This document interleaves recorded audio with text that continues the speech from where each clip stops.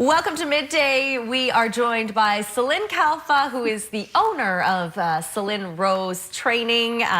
We're talking about emotional intelligence. Celine, we really welcome you to the show. Thanks for being here. It's great to be here. Emotional intelligence, this is very interesting. I just want to start by asking you what that is. What is emotional intelligence? When I read your email at the beginning of booking this segment, I was like, what is that? I got to ask her. It is such a common question. Yeah. And people confuse it with a little bit with social skills. But what emotional intelligence is understanding and recognizing our emotions and being able to manage them properly and effectively, right. Because really how we're feeling in any given day influences how we act, what we say, what we do, how we interact with people every single day. Absolutely. That's the short version. That's the short of it. Okay.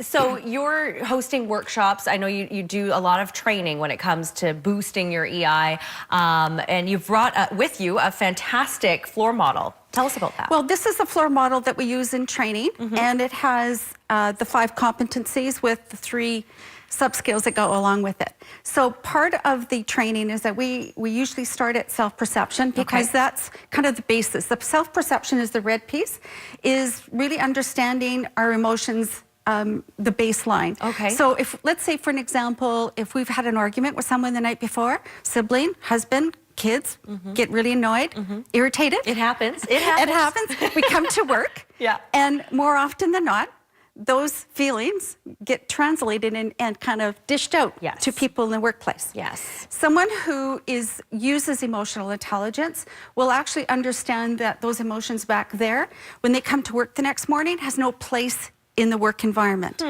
However, with that being said, sounds easy. Well, it sounds easy, but sometimes what's happening back there can be very hard and very emotional, and can actually influence how we produce and perform at work. So there are things that a person can do when they come to work using emotional intelligence to let people know that I'm out of sorts, and without having to give a lot of detail, but at least so that people know that, when your door is closed, it's not because you're not angry with them, it's because I need some quiet time. Yeah. Okay. That's good. That's a good point. I think we have a picture of the floor model that maybe we can put up on the screen just quickly so that people can get a sense of all the different, there we go. So you don't have to go through all of them, Celine, but you've got stress management, decision making, you've got really interesting concepts here.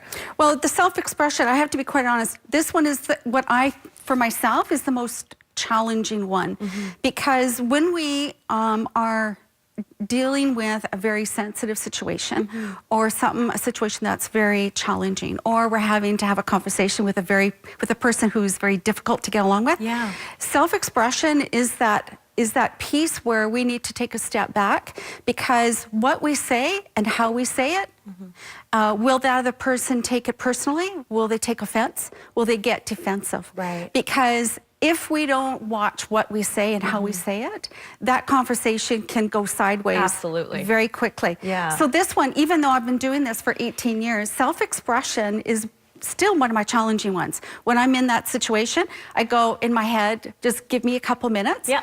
Because I need to go in my head and going, okay, how can I best approach this without the other person feeling like they're being attacked. Right. So that's one of the most challenging ones. Then when you have those two, when you start building on that, it starts to have an influence over the type of relationships you have.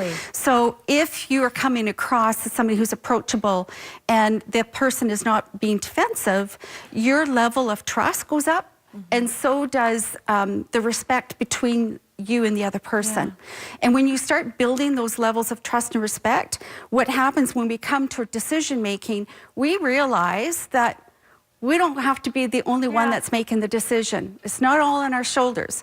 So we rely together. Absolutely. We rely on those interpersonal relationships to tap into people's skills, their ideas, because if we don't understand and know that relationship, how it's being built, and we're not open to them, that's going to affect how we're going to make our decisions and do our problem solving. So tell us, Celine, just quickly, because we only have about a minute left, about the public workshop that you are holding, because you are holding one for people to come and learn about how to boost their EI. Well, yeah, I usually go into businesses that are fairly, medium-sized to large. However, there are always employees who are kind of one in the organization that may decide that they want to acquire a new skill set. Yeah. This is a great one to get.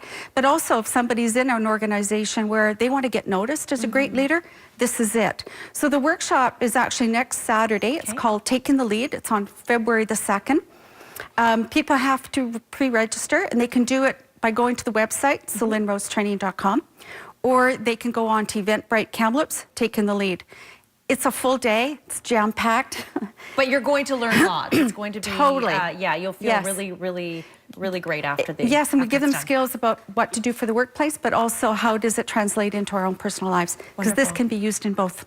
Excellent. You're so knowledgeable. Thank you, Celine. Thank you. We really This is appreciate awesome. your time and for bringing this amazing floor model and giving us sort of that visual sense of what emotional intelligence is and how to boost it. So for more information on that workshop or anything else that you'd like to chat with Celine about, there is her website there and phone number. We're back in a couple of minutes with Nellie Dever from the Cooper Family Foundation. We'll tell you about the hospice expansion project. Stay with us.